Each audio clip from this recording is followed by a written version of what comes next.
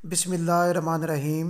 السلام علیکم ناظرین، میں ہوں آپ کا میزبان محمد حیات، اور آپ اس وقت دیکھ رہے ہیں ہسٹوریکل اسٹوڈیو یوٹیوب چینل۔ ناظرین، آج ہم جس مقام کی آپ کو سیر کرا رہے ہیں وہ تاریخی بھی ہے اور تفریحی بھی ہے، اور ہم جو ہیں اس سڑک پر جا رہے ہیں جو مقبرہ جہانگیر کی مغربی دیوار کے ساتھ ساتھ ہمیں مقبرہ نور جہاں پر لے کر جائے گی۔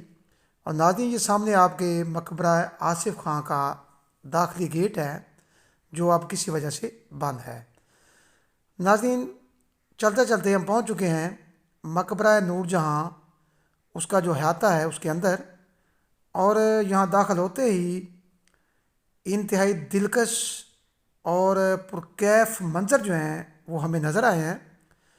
بہترین یہاں پہ پلاٹ بنائے گئے ہیں، گروسری، اس کے علاوہ بہترین پودے ہیں، اور ناظرین اس کے سامنے ایک جو ہے کنٹین ہے جہاں سے وزٹرز جو ہیں کھانے پینے کی اشیاء جو ہیں وہ خرید سکتے ہیں۔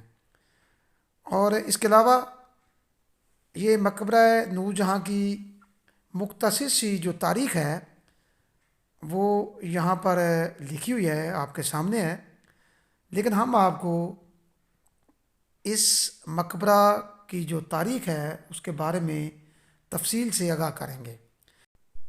نور جہاں کا اصل نام مہر النساء تھا، اور وہ مغل بادشاہ جہانگیر کی چہیتی بیوی تھی، اور 18 دسمبر 1645 میں 72 سال کی عمر میں انہوں نے وفات پائی۔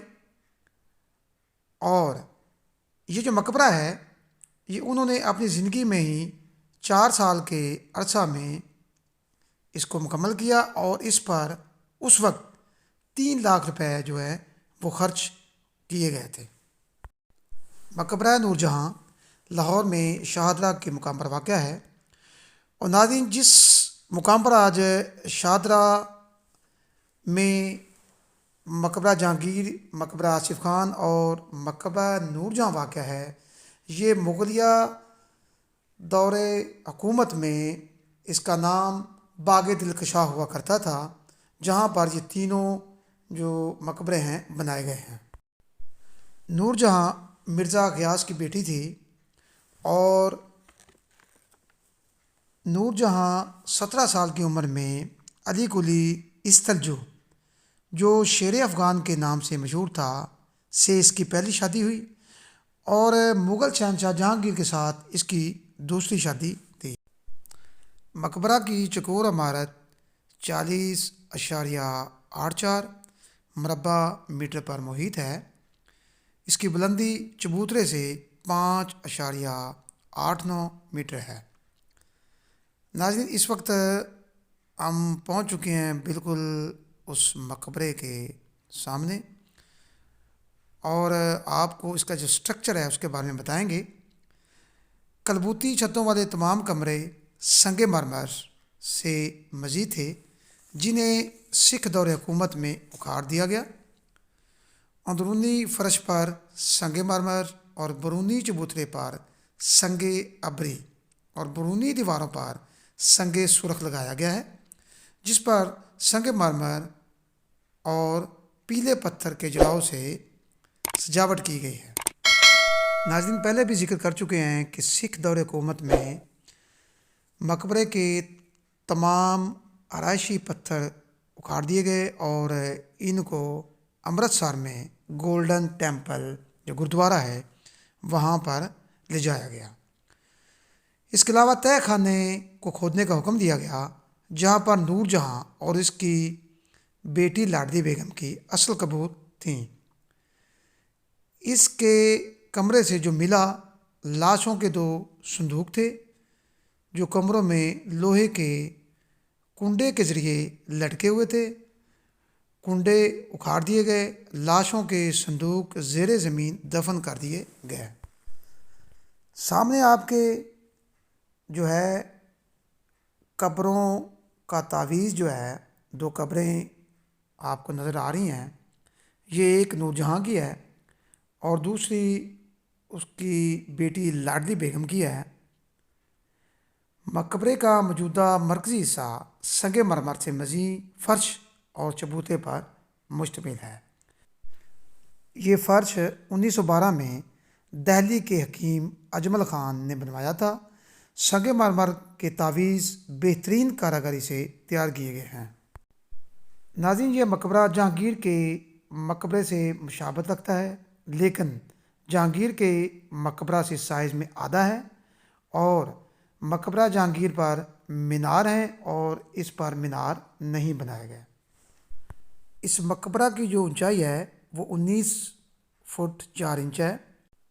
ناظرین، ایک اور بات جو ہے وہ آپ کے علم میں لانا چاہتا ہوں۔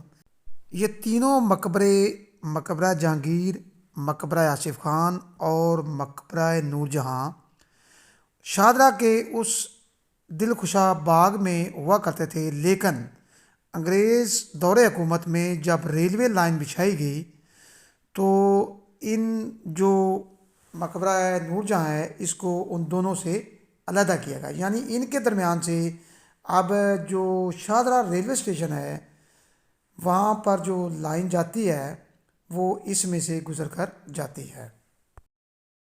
ناظرین، ایک اور بات، یہ مقبرہ جو ہے یہ جہانگیر مغل شہنشاہ کی چہیتی بیوی کا ہے، نہ کہ ایک ہماری گلوکارہ ملکہ ترنم نور جہاں کا۔ ناظرین، ملکہ نور جہاں کو لائٹ آف دا ورلڈ بھی کہا جاتا ہے۔ وہ واحد شہزادی ہیں جس کا نام مغلیہ سلطنت کے جاری کردہ سکوں یعنی کونز پر درج کیا گیا۔ مقبرہ نور جہاں کو اپنی تاریخی اور عمارتی اہمیت کے پیش نظر نوادرات کے قانون مجریہ 1975 کے تحت محفوظ یادگار قرار دیا گیا ہے، اور جو کوئی بھی اسے توڑے پھوڑے، نقصان پہنچائے یا اس میں تبدیلی کرے اس کے خلاف دفعہ 19 کے تحت کارروائی ہوگی۔ ناظرین، اس مختصر اور معلوماتی تاریخی ویڈیو کے ساتھ اپنے میزبان محمد حیات کو اجازت دیجیے۔ اللہ تعالیٰ آپ کا حامی و ناصر ہو۔ خدا حافظ۔